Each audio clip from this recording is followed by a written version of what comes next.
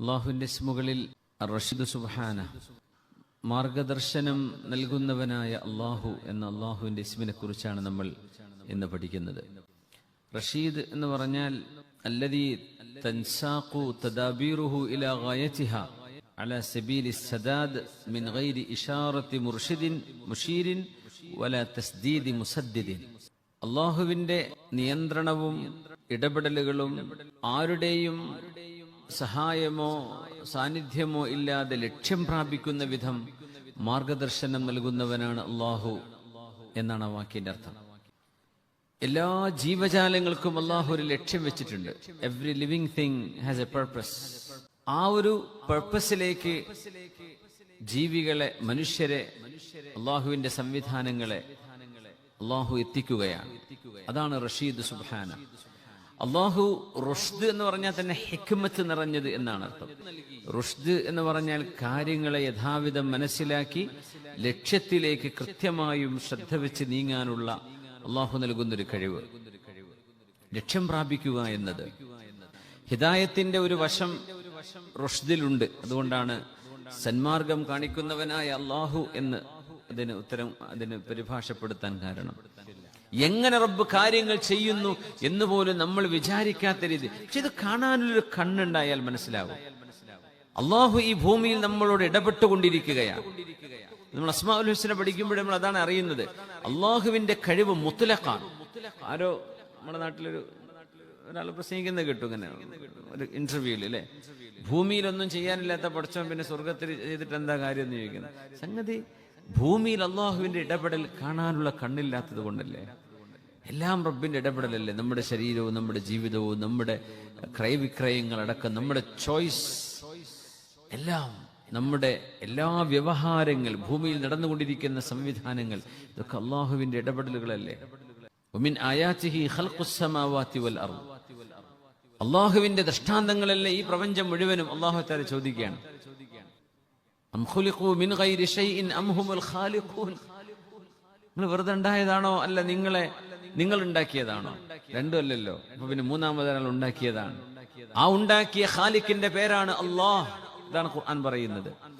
അല്ലാഹു സുബ്ഹാനഹു വ തആലയുടെ ഖുദ്റത്തുകൾ മുത്ലഖാണ് എന്ന് പറയും. നമ്മുടേത് മുഖയ്യദാണ്. നമുക്ക് പരിമിതികളുണ്ട്. നമ്മുടെ കയ്യെത്തും ദൂരത്തുള്ള സാധനം ടച്ച് ചെയ്യാൻ പറ്റുള്ളൂ. അതിനപ്പുറത്ത് ടച്ച് ചെയ്യാൻ കഴിയില്ല. അങ്ങോട്ട് അടുത്ത് നീങ്ങിപ്പോവണം.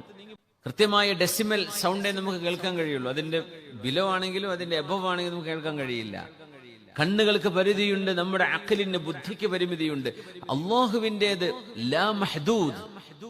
അള്ളാഹുവിന്റെ ഖുദ്റത്ത് മുത്ലഖൻ ഖുദ്റത്താണ്. അള്ളാഹു ആദിലാണ്, നീതിമാനാണെന്ന് പറഞ്ഞാൽ അള്ളാഹു തആല മുത്ലഖൻ ആദിൽ. എന്താ മുത്ലഖ് എന്ന് പറഞ്ഞാൽ? അള്ളാഹുവിന്റെ നീതിക്ക് തുല്യമായിട്ട് ഒന്നുമേയില്ല. അള്ളാഹു ചെയ്യുന്നത് മുഴുവൻ നീതിയാണ്. മനുഷ്യരിൽ ജഡ്ജിമാരുണ്ടാകും. 100 കേസ് വന്നതിൽ ഒരു 90 കേസെങ്കിലും നീതിയുക്തമായി വിധി പറഞ്ഞാൽ അയാൾ നീതിമാനാണെന്ന് മനുഷ്യന്മാർക്ക് പറയാൻ പറ്റും. നേരെമറിച്ച് അള്ളാഹു കോടിക്കണക്കിന് ആളുകളെയാണ് റബ്ബ് തആല ഇവിടെ തർബിയത്ത് ചെയ്തുകൊണ്ടിരിക്കുന്നത്. അള്ളാഹു തആല തീറ്റിപ്പോറ്റി വളർത്തിക്കൊണ്ടിരിക്കുന്നത്. ഇതിലേതെങ്കിലും ഒരു വ്യക്തിയോട് അള്ളാഹുവിന്റെ നീതി റബ്ബ് കാണിച്ചില്ല എന്ന് വന്നാൽ അള്ളാഹു ആദിലല്ല എന്ന് വരും. 7 ബില്യൺ ആളുകളുണ്ടെന്ന് വിചാരിക്കുക. 7 ബില്യണിൽ ഒരു മനുഷ്യനോട് അള്ളാഹു നീതി കാണിച്ചില്ലെങ്കിൽ അള്ളാഹുവിനെ സംബന്ധിച്ച് ആദിൽ എന്ന് പറയില്ല. അള്ളാഹു അയാളോടടക്കം എല്ലാറ്റിനോടും നീതി പാലിക്കുന്നവനാണ്. പരമമായ നീതി, അതാണ് അള്ളാഹുവിന് കഴിവെന്ന് പറഞ്ഞ പരമമായ കഴിവ്. അങ്ങനെ അള്ളാഹുവിനെ പറ്റി മനസ്സിലാക്കുമ്പോൾ നമ്മൾ എത്രയെല്ലാം അത്ഭുതമുള്ള സംഭവങ്ങൾ നമ്മുടെ കൺമുമ്പിൽ നടന്നുകൊണ്ടിരിക്കുന്നു. അള്ളാഹുവിന്റെ കഴിവിന്റെ നിദർശനങ്ങൾ ഒരുപാടുണ്ട്. അമ്പിയാക്കന്മാരുടെ ചരിത്രങ്ങൾ പറഞ്ഞത് അതുകൊണ്ടാണ്, ബോധിക്കാൻ വേണ്ടിയാണ്. അതുകൊണ്ടാണ് അല്ലാഹു തആല ഖലഖ ഫസവ്വ. അല്ലാഹു തആല സൃഷ്ടിക്കുക മാത്രമല്ല, അതിന്റെ കൃത്യമായ ഗൈഡൻസ് ഫഹദാ. അല്ലാഹു തആല അതിനാവശ്യമായ മാർഗദർശനങ്ങളും ഓരോ ജീവിക്കും റബ്ബ് നൽകി. ഇതിനൊന്നും സയൻസിന് ഉത്തരല്ല. എങ്ങനെ സംഭവിക്കുന്നു? അങ്ങനെ സംഭവിക്കുന്നു. ആര് പഠിപ്പിച്ചു? കുഞ്ഞിന്, പശുക്കിടാവിന് നീന്താൻ ആര് പഠിപ്പിച്ചു എന്ന് ചോദിച്ചാൽ എന്താ പറയാ? ആര് പഠിപ്പിച്ചു? ആരുമില്ല. അള്ളാഹു റബ്ബ് തആലയല്ലാതെ. അള്ളാഹുവിന്റെ കഴിവിനെ സംബന്ധിച്ച് നമ്മൾ മനസ്സിലാക്കണം. റബ്ബ് തആല മൻ കാന അല്ലാഹു മഅഹ്. അള്ളാഹു നമ്മോട് കൂടെയുണ്ടെങ്കിൽ, നമ്മൾ അള്ളാഹുവിന്റെ കൂടെയുണ്ടെങ്കിൽ ഈ പ്രപഞ്ചത്തിലെല്ലാം എളുപ്പമാണ്. അള്ളാഹു റഷീദാണ്. അള്ളാഹു ഓരോരുത്തരെയും ഹിദായത്തിന്റെ വഴിയിലേക്ക് നമ്മൾ ചിന്തിക്കുക പോലും ചെയ്യാത്ത അസ്ബാബുകളിലൂടെ അള്ളാഹു വഴി നടത്തുന്നവനാണ്, സന്മാർഗദർശനം നൽകുന്നവനാണ്. നമ്മൾ വിചാരിക്കും ദലാലത്തിന്റെ വഴിയാണെന്ന്. പക്ഷെ ആ ദലാലത്തിന്റെ വഴിയെന്ന് നമ്മൾ വിചാരിച്ചാലും അതിനിടയിൽ അള്ളാഹു ചില ഹിദായത്തിന്റെ ചില സിഗ്നലുകൾ ചില ആളുകൾക്ക് അള്ളാഹു കൊടുക്കും. അവിടെ നിന്ന് അവര് നന്നായിട്ട് വരും. അള്ളാഹു റഷീദാണ്.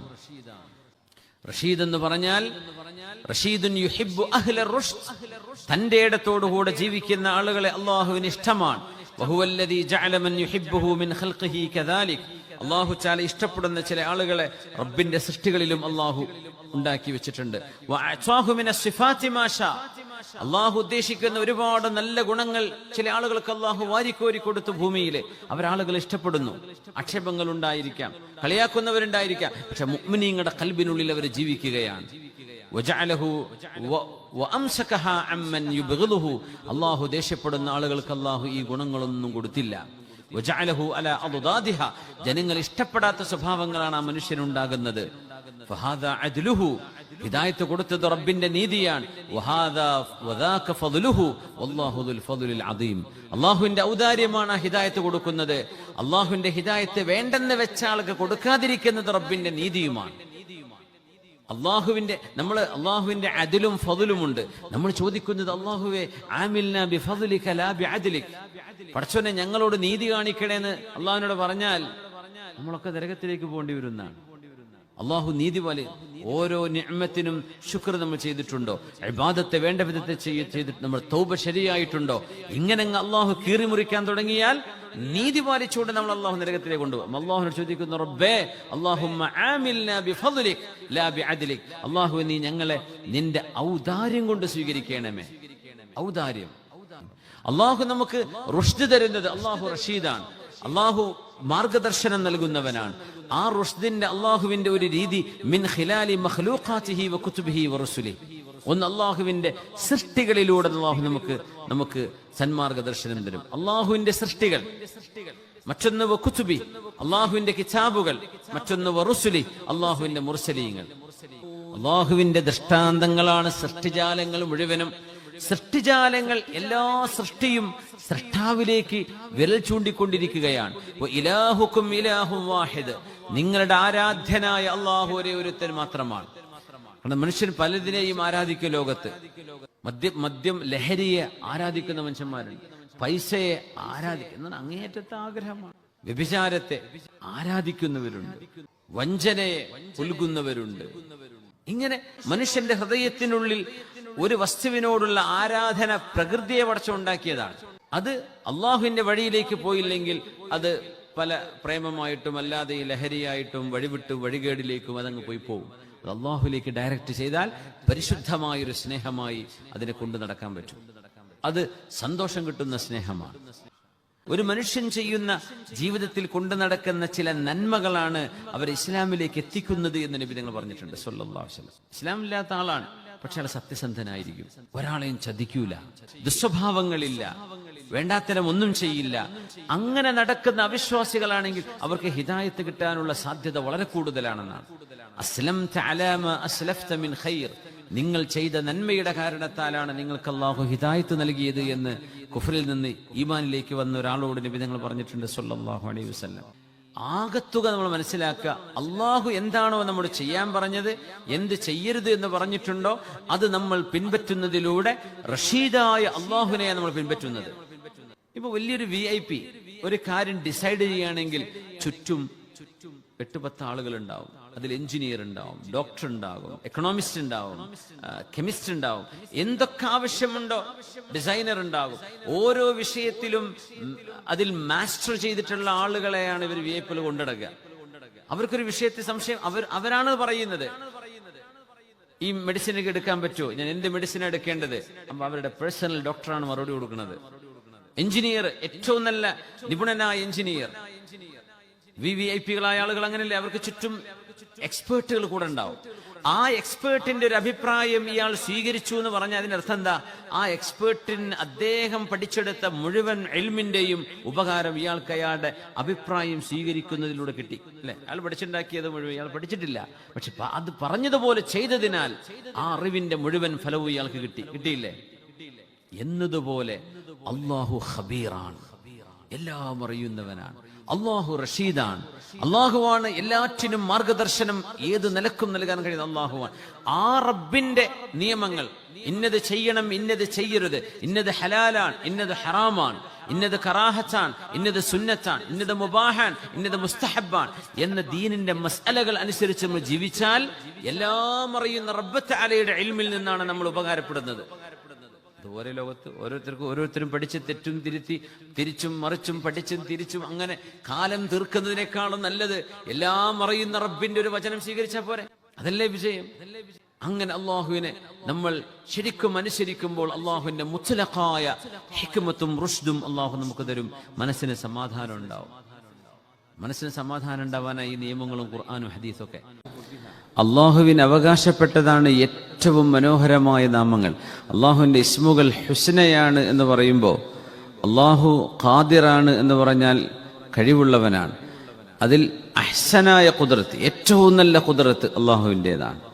അള്ളാഹു അലീമാൻ എന്ന് പറയുമ്പോൾ അള്ളാഹു ദ ഓൾ നോയിങ്, അള്ളാഹു എല്ലാം അറിയുന്നവനാണ്, ഏറ്റവും നന്നായി അറിയുന്നവനാണ്. അങ്ങനെ ഏത് ഗുണത്തെയും അഹ്സന് കൊണ്ട് ബന്ധിപ്പിക്കണമെന്നാണ്. അപ്പോഴാണ് അസ്മാ ഉൽ ഹുസ്ന, അൽ അസ്മാ ഉൽ ഹുസ്ന, എന്തൊക്കെ അള്ളാഹുവിന്റെ വിശേഷണങ്ങളുണ്ടോ അതൊക്കെ ഇൻ ഇറ്റ്സ് ബെസ്റ്റ് ഫോം, എല്ലാ തരത്തിലും നമുക്ക് നമ്മുടെ ചിന്തകൾക്ക് എത്തിപ്പിടിക്കാൻ കഴിയാത്തതിലപ്പുറം അതിൻ്റെ പരിശുദ്ധമായ പരിശുദ്ധിയിലും അതിൻ്റെ ഏറ്റവും ഉച്ചയായ അവസ്ഥയിലുമാണ് അള്ളാഹുവിൻ്റെ വിശേഷണങ്ങൾ കിടക്കുന്നത്. അള്ളാഹു റഷീദാണ്. അള്ളാഹു റബ്ബുൽ ഇസ്സത്തിന്റെ മാർഗദർശനം നമ്മുടെ ദുന്യാവിൻ്റെയും ആഖിറത്തിൻ്റെയും വിജയം അതിനടിസ്ഥാനപ്പെടുത്തി ഇരിക്കുകയാണ്.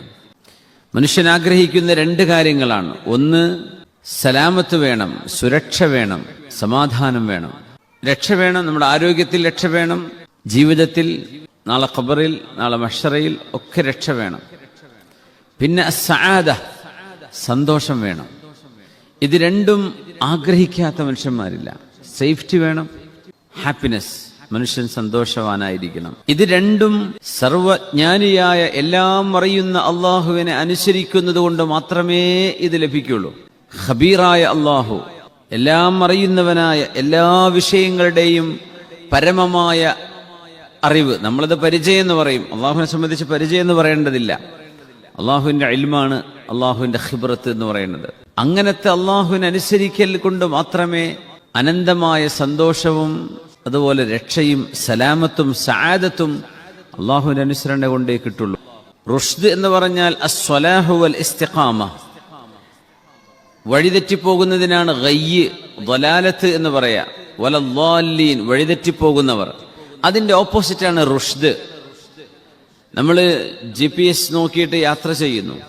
റോഡ് സൈഡുകളിൽ നമുക്ക് മാർഗരേഖകളുണ്ട്, സൈൻ ബോർഡുകളുണ്ട്. ഇത് നോക്കാതെ നമ്മൾ പോയി കഴിഞ്ഞാൽ നമ്മൾ ഒരുപാട് കാലം വെറുതെ കറങ്ങിത്തിരിയും, ലക്ഷ്യസ്ഥാനത്തേക്ക് നമ്മൾ എത്തൂല്ല. അതുകൊണ്ട് അല്ലാഹു സുബ്ഹാനഹു വ തആല റഷീദാണെന്ന് പറഞ്ഞാൽ എങ്ങനെയാണോ ജീവിക്കേണ്ടത്, ഏതാണോ വിജയത്തിന്റെ വഴിയെന്ന് അല്ലാഹു സുബ്ഹാനഹു വ തആല അഷ്റഫുൽ ഖൽഖ് സ്വല്ലല്ലാഹു അലൈഹി വസല്ലം തങ്ങളിലൂടെ നമുക്ക് പഠിപ്പിച്ചു തരാണ്. അതുകൊണ്ട് പഴച്ചു പോവില്ല. അല്ലാഹു റാഷിദാണ്, റഷീദാണ്. റാഷിദ് എന്ന വാക്കിന്റെ ഫഈൽ എന്ന് പറയുന്ന വസനാണ് റഷീദ്. റാഷിദ് എന്ന് പറഞ്ഞാൽ ശരിയായ ചിന്തയുള്ള ആളെന്നാണ്. റഷീദ് എന്ന് പറയുമ്പോൾ ഏറ്റവും കൂടുതൽ എല്ലാ ആളുകൾക്കും, എല്ലാ സൃഷ്ടികൾക്കും ആവശ്യമായ മാർഗദർശനം മുഴുവനും കൊടുക്കുന്നത് അല്ലാഹു ജല്ല ജലാലുവാണ്. അല്ലാഹു ജല്ല ജലാലുവിന്റെ മാർഗദർശന പ്രകാരമാണ് ഉറുമ്പുകൾ അടക്കം ഇവിടെ ചലിച്ചുകൊണ്ടിരിക്കുന്ന, നമുക്കിടയിൽ ജീവിച്ചുകൊണ്ടിരിക്കും. ദീൻ എന്നത് പ്രകാശമാണ്. ഇസ്ലാം ഒരു പ്രകാശമാണ്. ഖാല റസൂലുള്ളാഹി സ്വല്ലല്ലാഹു അലൈഹി വസല്ലം അത്ത്ഹൂറു ശത്റുൽ ഈമാൻ, ഈമാനിന്റെ പകുതി തന്നെ ശുദ്ധിയാണ്. ഹൃദയം ശുദ്ധിയാവുന്നു, ശരീരം ശുദ്ധിയാകുന്നു, പരിസരങ്ങൾ ശുദ്ധിയാവുന്നു. ആ ശുദ്ധിയുടെ മേൽ എടുക്കപ്പെടുന്നതാണ് വിശ്വാസം. ശുദ്ധമായ ഹൃദയത്തിലേക്കാണ് ഈമാൻ വരുന്നത്. പിന്നെ പറഞ്ഞു അൽഹംദുലില്ലാഹി തംലഉൽ മീസാൻ, അൽഹംദുലില്ലാ എന്ന് ചൊല്ലുന്നത് മീസാനെ നിറക്കും, തൂക്കും. മീസാൻ, അള്ളാഹുവിന്റെ നന്മ തൂക്കുന്ന തുലാസ് നിറയാൻ മാത്രം ഒരു അൽഹംദുലില്ലാ മദീന. വീണ്ടും ചൊല്ലിയ വീണ്ടും അതിൽ നിറയും. സുബ്ഹാനല്ലാഹി വൽഹംദുലില്ലാ തംലആനി മാ ബൈന അസ്സമാവാതി വൽ അർദ്. ആകാശഭൂമികൾക്കിടയിൽ നിറയാൻ മാത്രം സുബ്ഹാനല്ലാഹിയും അൽഹംദുലില്ലായും മതി. ഒരു സുബ്ഹാനല്ലാഹി അൽഹംദുലില്ലാ ആകാശഭൂമികൾക്കിടയിൽ നിറയുന്നതാണ്. അപ്പൊ പിന്നെ മൂന്നാമത്തെ ചൊല്ലിയപ്പോൾ എന്താവും, രണ്ടാമത്തെ ചൊല്ലിയ എന്താവും എന്ന് സംശയം വേണ്ട. ഏതുപോലെ ഈ ഹാളിൽ ഒരു ലൈറ്റ് ഇട്ടാൽ അവിടെ ഫുള്ള് വെളിച്ചം കിട്ടൂലേ? 2 ബൾബ് ഇട്ട് എന്താവും? 4 ഇട്ടു 1000 ബൾബ് കത്തിച്ചു എന്ന പോലെയാണത്. എന്നിട്ട് പറഞ്ഞു വസ്വലാത്തു നൂർ, നിസ്കാരം എന്നത് പ്രകാശമാണ്. പ്രകാശം എവിടെ ആവശ്യമുള്ളത്? ഇരുട്ടിലാണ് പ്രകാശം വേണ്ടത്. നിസ്കാരം പ്രകാശമാണ്. നിസ്കാരം കൊണ്ട് അങ്ങനെ ഒരു പ്രകാശം നമ്മുടെ ഖൽബിലേക്ക് കിട്ടുന്നത് നമ്മൾ ചിന്തിച്ചിട്ടുണ്ടോ? സുജൂദിൽ നമ്മൾ തലവെച്ച് എണീക്കുമ്പോൾ സുബ്ഹാന റബ്ബിയൽ അഅല വബിഹംദിഹി എന്ന് ചൊല്ലുമ്പോൾ അല്ലാഹു അക്ബർ, അല്ലാഹുവേ വിഷയങ്ങളിൽ ഏറ്റവും വലിയ വിഷയം റബ്ബേ നിന്റെ വിഷയമാണ്, അല്ലാഹു അക്ബർ. സുബ്ഹാന റബ്ബിയൽ അഅല വബിഹംദിഹി, സുബ്ഹാന റബ്ബിയൽ അഅല വബിഹംദിഹി, സുബ്ഹാന റബ്ബിയൽ അഅല. ഏറ്റവും ഉന്നതങ്ങളിലുള്ള അല്ലാഹുവാണ് എൻ്റെ റബ്ബ്. ആ റബ്ബിനെ ഞാൻ സ്തുതിക്കുകയാണ്. ഞാൻ ഏറ്റവും താഴെയാണ്, ഞാൻ മണ്ണിലാണ് തല വെച്ചിട്ടുള്ളത്. ഞാൻ ഏറ്റവും അസ്ഫലു സാഫിലീൻ, അല്ലാഹു അഅലൽ അല്ലിയീൻ. സുബ്ഹാന റബ്ബിയൽ അഅല, നമ്മൾ അല്ലാഹു ഏറ്റവും മീതയാണ്, നമ്മൾ ഏറ്റവും താഴെ കിടക്കുമ്പോഴാണ് പറയുന്നത് അല്ലേ? സ്വലാത്തു നൂറുൻ, നിസ്കാരം ഒരു പ്രകാശമാണ്.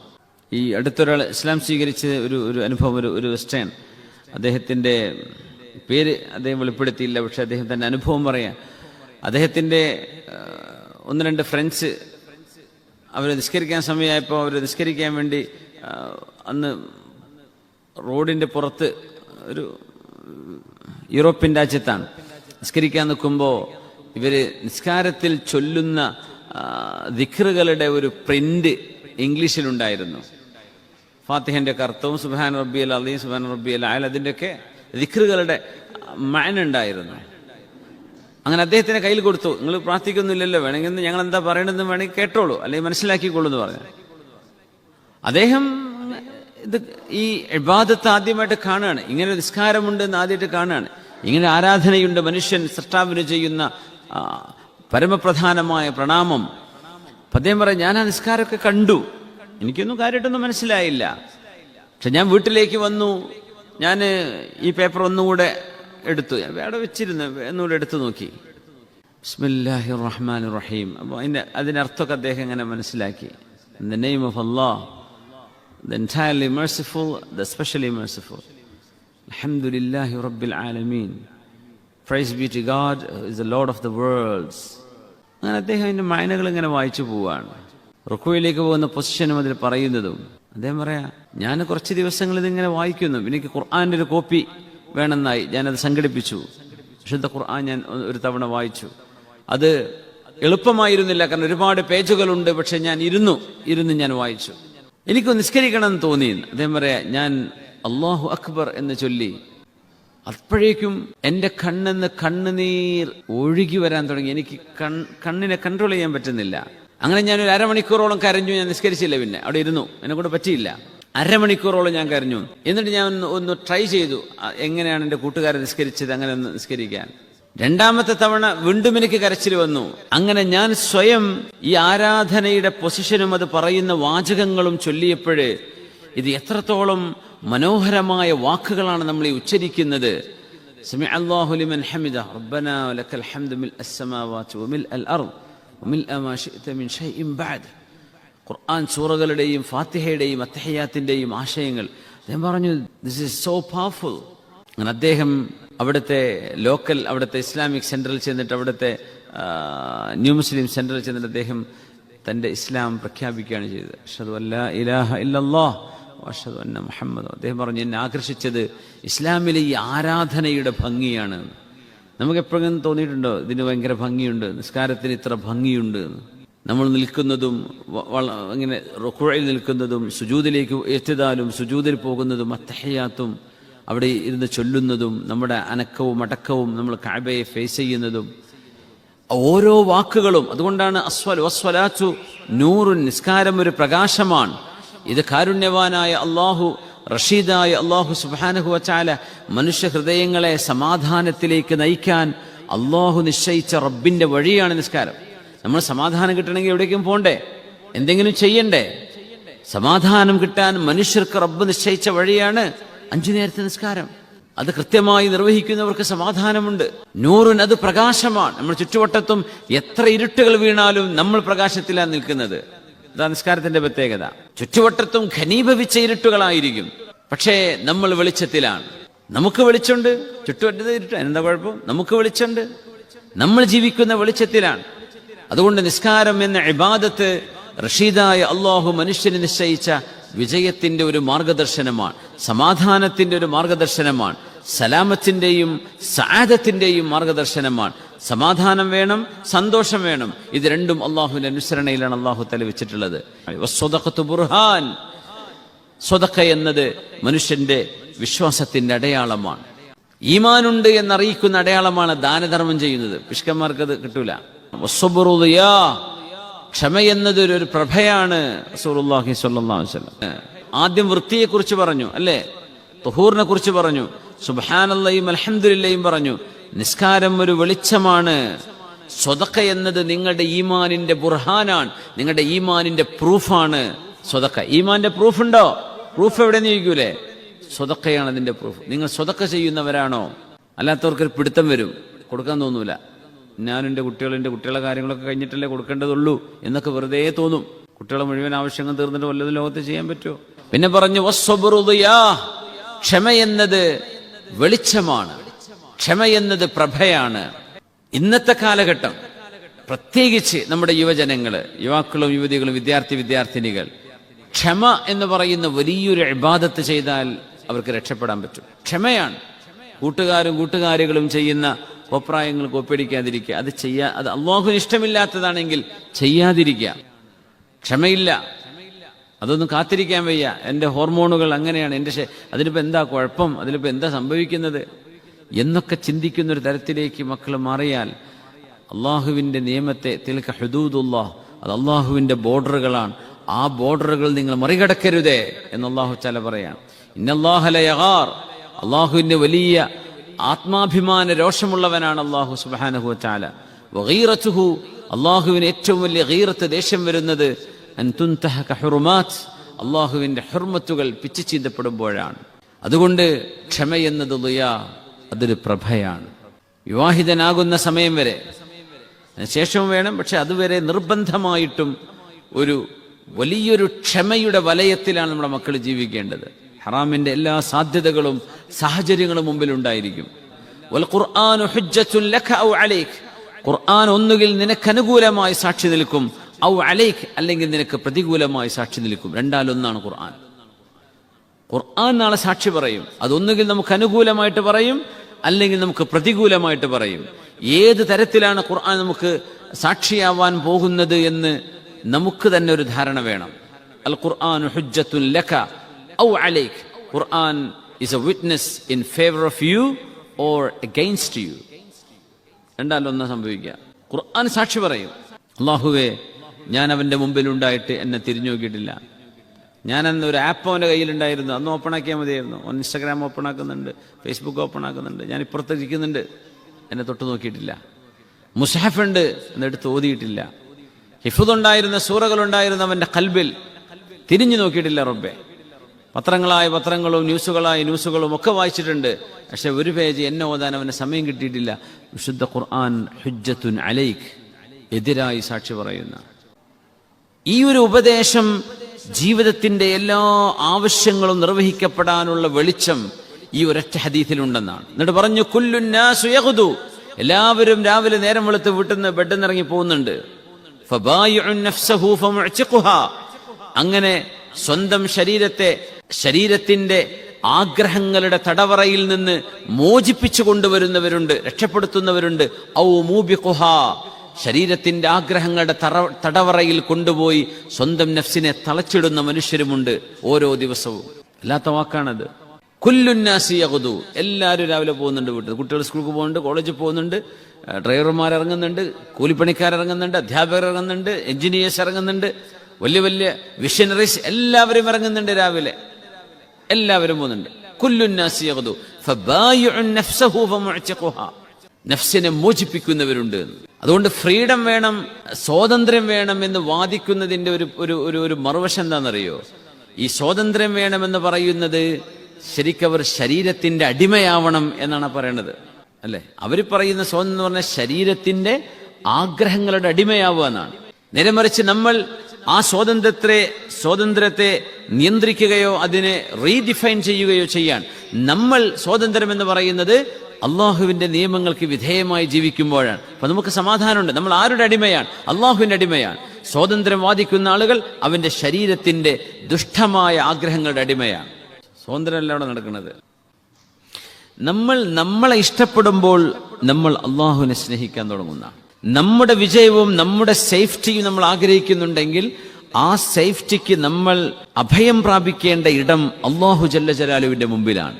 നമ്മൾ രക്ഷപ്പെടണം, എനിക്ക് സുരക്ഷ വേണം, അതുകൊണ്ട് അഭയം നൽകുന്നത് അള്ളാഹുവാണ്. അതുകൊണ്ട് റബ്ബ് തആലയെ നമ്മൾ പ്രാപിക്കാൻ തുടങ്ങും. അള്ളാഹുവിനെ പ്രാപിക്കണമെന്ന് ആഗ്രഹിച്ചു കഴിഞ്ഞാൽ നമ്മുടെ ഹൃദയങ്ങളിൽ അള്ളാഹു പ്രകാശം തരും. ആ പ്രകാശം കിട്ടിയാൽ നമ്മുടെ എല്ലാ മാലിന്യങ്ങളെയും തുടച്ചു നീക്കാൻ സാധിക്കും. അതുകൊണ്ട് അള്ളാഹു സത്യം സത്യമായി കാണിച്ചു കൊടുക്കും, ബാത്തിൽ ബാത്തിലായും കാണിച്ചു കൊടുക്കും. അപ്പോഴാണ് നമ്മൾ റഷീദായി മാറുക. നന്മ നന്മയായും തിന്മ തിന്മയായും കാണാൻ കഴിയുമ്പോൾ നേരായ മാർഗത്തിലേക്ക് നമ്മൾ മാർഗദർശനം ലഭിക്കുകയാണ്. وَلَعَلَّ مَا فِي النَّفْسِ مِنْ آيَاتِهِ عَجَبٌ عُجَابٌ لَوْ تَرَى عَيْنَاكَ وَالْكَوْنُ مَشْحُونٌ بِأَسْرَارٍ إِذَا حاولت تفسيرا لها أعياك قل للطبيب تخطفته يد الردى يا شافي الأمراض من أرداك ولعل ما في النفس من آياته നമ്മുടെ ശരീരത്തിൽ അല്ലാഹു നിക്ഷേപിച്ചിട്ടുള്ള ഒരുപാട് അത്ഭുതങ്ങൾ, ദൃഷ്ടാന്തങ്ങൾ, അത്ഭുതങ്ങളാണ് മനുഷ്യ ശരീരം. അജബുൻ ഉജാബുൻ, അത്ഭുതങ്ങളിലെ വലിയ അത്ഭുതമല്ലേ ലൗ തറാ ഐനാക, നിങ്ങളുടെ കണ്ണുകൊണ്ട് നിങ്ങൾക്ക് കാണാൻ പറ്റിയാൽ. മനുഷ്യ ശരീരം, നമ്മുടെ കൈ ചലിപ്പിക്കണമെങ്കിൽ നൂറുകണക്കിന് പേശികൾ ഇവിടെ വർക്ക് ചെയ്യണം. നമ്മുടെ കൈ ഉയർത്തണമെങ്കിൽ, നമുക്കൊന്ന് റുകൂഅ ചെയ്യണമെങ്കിൽ, സുജൂദ് ചെയ്യണമെങ്കിൽ, അത്ഭുതങ്ങളുടെ അത്ഭുതമാണ് മനുഷ്യൻ. വൽകൗനു മശ്ഹൂനുൻ ബിഅസ്റാരിൻ ഇദാ ഹാവൽത തഫ്സീറൻ ലഹാ അഅയാക, പ്രപഞ്ചം മുഴുവനും അത്ഭുതങ്ങളുടെ കലവറയാണ്. ഇതൊക്കെ ആലോചിച്ച് നോക്കിയാൽ ഹാവൽത തഫ്സീറൻ ലഹാ അഅയാക, നീ തളർന്നു പോകും ചിന്തിച്ചാലോചിച്ചിട്ട്. എന്നിട്ട് പറയാണ് ഖുല്ലി ത്വബീബ്, ഡോക്ടറോട് ചോദിക്കിൻ, തഖത്തഫതുഹു യദുറദ, ഡോക്ടർ മരിച്ചുപോയി. ഡോക്ടറോട് നിങ്ങൾ ചോദിച്ചിട്ടുണ്ടോ ഇങ്ങനെ മരുന്നും അതിന്റെ പ്രതിവിധിയും എല്ലാം കയ്യിലുണ്ടായിട്ട് എങ്ങനെയാണ് മരണം നിങ്ങളെ കൊണ്ടുപോയത്? യാ ഷാഫിയൽ അംറാദി മൻ അർദാക ഖുല്ലിൽ മരീദി നജാ വഉഫിയ ബഅദമാ അജ്സത് ഫുനൂനു തിബ്ബി മൻ ആഫാക. ചില രോഗികളോട് ചോദിക്കിൻ, ഡോക്ടർമാർ പറഞ്ഞു കൊണ്ടുപോയിക്കോളൂ, തീർന്നു, ഇനിയില്ല, ആകെ ഒരു 6 ദിവസമൊക്കെ ഞങ്ങൾ കണക്കിൽ കാണുന്നുള്ളൂ, 3 ദിവസം ഉപ്പാക്കും ഉമ്മാക്കും എന്താ ഇഷ്ടമുള്ളത് ഭക്ഷണം എന്താ കൊടുത്തേക്ക്, മക്കളൊക്കെ കാണിച്ചു കൊടുക്കിൻ. 5 ദിവസം 6 ദിവസത്തോടു കൂടെ തീരുന്ന ഞങ്ങൾ കാണുന്നത്. ഡോക്ടർമാർ പറയാറില്ലത്. അങ്ങനെ വിട്ട രോഗികളിൽ കൊല്ലങ്ങളോളം ജീവിച്ച രോഗികളുണ്ട്. ആ രോഗികളോട് ചോദിക്കിൻ, ബഅദമാ നജാ വഉഫിയ ബഅദമാ അജ്സത് ഫുനൂനു തിബ്ബി മൻ ആഫാക, മരുന്നുകളും മെഡിസിനും പരാജയപ്പെട്ടിടത്ത് ആരാണ് രോഗിയെ നിനക്ക് ആഫിയത്ത് തന്നത് എന്ന് ചോദിക്കിൻ. അത്ഭുതങ്ങളുടെ അത്ഭുതമല്ലേ അത്? ഡോക്ടർമാർക്ക് അവരുടെ കാൽക്കുലേഷൻ ബിയോണ്ട് ദിയർ കാൽക്കുലേഷൻ, അവർക്കൊന്നും പറയാൻ അറിയില്ല. ദിസ് ഇസ് എ മിറക്കിൾ, അവരതാ പറയാം, ഇതൊരു മഹാത്ഭുതമാണ്, ഒന്നും പറയാനില്ല. ആ രോഗികൾ പിന്നീട് ഡോക്ടറെ കാണുമ്പോഴേ ഇപ്പോഴും ജീവിച്ചിരിപ്പുണ്ടോ, മരിച്ചു പോകുന്നു വിചാരിച്ചതാണ്. വലിയ വലിയ അസുഖങ്ങളിൽ നിന്ന് രക്ഷപ്പെടുന്നില്ലേ? എന്നാൽ ഒരു രോഗവുമില്ലാതെ പെട്ടെന്ന് മരിച്ചു പോകുന്ന ആരോഗ്യമുള്ള ചെറുപ്പക്കാർ ഒരു കുഴപ്പമില്ല. അറ്റാക്ക്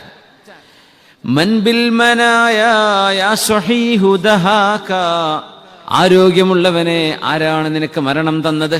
നല്ല ആരോഗ്യത്തിന് പോകും, ഇപ്പൊ അടുത്തൊന്നും മരിക്കൂല എന്നാ വിചാരിച്ചത്, പക്ഷെ പെട്ടെന്ന് മരിച്ചുപോയി. ഖുല്ലിൽ ബസീരി വകാന യഹ്ദറു ഹുഫറതൻ ഫഹവാ ബിഹാ മൻ ദല്ലദീ അഹ്വാക. 2 കണ്ണും കാണുന്ന ഒരാൾ, അങ്ങനത്തെ ഒരു പോയി കുഴിയിൽ ചാടുന്നുണ്ട്. നീ എങ്ങനെയാലും വീണുപോയത്. ഇപ്പുറത്ത് ബൽസായിലിൽ അഅമാ ഖതാ ബഅദ الزحام ബൈന الزحام ബിലസ്തിദാമിൻ മൻ യഖൂദു ഖുതാക. രണ്ട് കണ്ണും കാണാത്ത ആളുകൾ ജനത്തിരക്കുള്ള റോഡിനിടയിലൂടെ, ആളുകൾക്കിടയിലൂടെ, വാഹനത്തിനിടയിലൂടെ ഒരു കുഴിയിലും ചാടാതെ രക്ഷപ്പെട്ടു പോകുന്നുണ്ട്. രണ്ട് കണ്ണുള്ള ആൾക്കാർ കുഴിയിൽ വീഴുന്നുണ്ട്. എന്താ ഇവിടെ സംഭവിച്ചുകൊണ്ടിരിക്കുന്നത്? ഖുല്ലിൽ ജനീനി യഈശു മഅസൂലൻ ബിലാ റാഇൻ വമർആ മല്ലദീ യർആക. ഭക്ഷണം വായിലേക്ക് വെച്ചു കൊടുക്കാൻ ഭക്ഷണം കാണാതെ അറിയാതെ ഒരു കുഞ്ഞെങ്ങനെയാണ് ഉമ്മയുടെ ഗർഭാശയത്തിൽ വളരുന്നത്? കുഞ്ഞെ, ആരാണ് നിന്നെ വളർത്തുന്നത്? വേസ്റ്റ് പോകുന്നില്ല, മൂത്രമൊഴിക്കുന്നില്ല, പക്ഷെ കുട്ടിയുടെ ശരീരം ഗ്രോത്ത് വന്നുകൊണ്ടിരിക്കുന്നുണ്ട്, ശരീരം വളരുന്നുണ്ട്, പക്ഷെ വേസ്റ്റ് ഇല്ല. എങ്ങനെയാണിത് സംഭവിച്ചത്? ഖുല്ലിൽ വലീദി ബകാ വഅജ്ഹശ ബിൽ ബുകാ ഇലദൽ വിലാദതി മല്ലദീ അബ്കാക. പറന്നു വീണ കുഞ്ഞ് പ്രസവിച്ചു കഴിഞ്ഞാൽ വല്ലാണ്ട് കരയും, ഉറക്ക കരയും കുഞ്ഞ്. ആ കരച്ചിൽ വന്നില്ലെങ്കിൽ പേടിയാണ്. കുഞ്ഞ് കരഞ്ഞിട്ടില്ല, എന്തോ അസുഖമുണ്ടെന്നാ പറയാ. ആ കുഞ്ഞിനെ ആരാണ് ഇങ്ങനെ കരയാൻ പഠിപ്പിച്ചത്? പിന്നെ ചോദിക്കുകയാണ്, പാമ്പിനെ കണ്ടിട്ടില്ലേ അത് വിഷം ചീറ്റുന്നത്? ആരാണ് പാമ്പേ നിന്റെ വായിൽ ഇങ്ങനെ വിഷം തന്നത്? നീ അത് മാത്രല്ല, ആ വായിൽ വിഷം വെച്ചിട്ട് നീ എങ്ങനെയാ ജീവിക്കണത് പാമ്പേ? അത്ഭുതമല്ലേത്? പാമ്പ് ചത്തുപോണില്ലല്ലോ, വായിൽ മൊത്തം വിഷമാണ്. അത് മറ്റൊരാളിലേക്ക് എത്തിക്കഴിഞ്ഞാൽ ഉടനെ മരിച്ചു പോകുന്നു. വസ്അൽഹു കൈഫ തഈശു യാ സുഅ്ബാനു ഔ തഹ്യാ വഹാദ അസ്സുമ്മു യംലഉ ഫാക. പാമ്പിനോട് ചോദിക്കിൻ, പാമ്പേ, സർപ്പമേ, നിന്റെ വായിൽ മുഴുവൻ വിഷാണല്ലോ, എന്നിട്ട് എങ്ങനെ നീ ജീവിച്ചു പോണത്? അത്ഭുതമല്ലേ ഇത്? അതിന്റെ ശരീരത്തെ മാത്രം ഡാമേജ് ചെയ്യുന്നില്ലല്ലോ. വസ്അൽ ബുതൂനൻ നഹ്ലി കൈഫ തഖാതറത് ഷഹദൻ വകുല്ലി ഷഹദി മൻ ഹല്ലാക. തേനീച്ചയുടെ ശരീരത്തിൽ നിന്നും പുറപ്പെടുന്ന തേന് ആരാണതിന് ഇത്ര മധുരം കൊടുത്തത്? ആരാണതിന് ഇത്ര രസം കൊടുത്തത്, രുചി കൊടുത്തത്? ബൽസായിലിൽ ലബനൽ മുസഫാ കാന ബൈൻ ദമിൻ വഫർസിൻ മല്ലദീ സഫാക.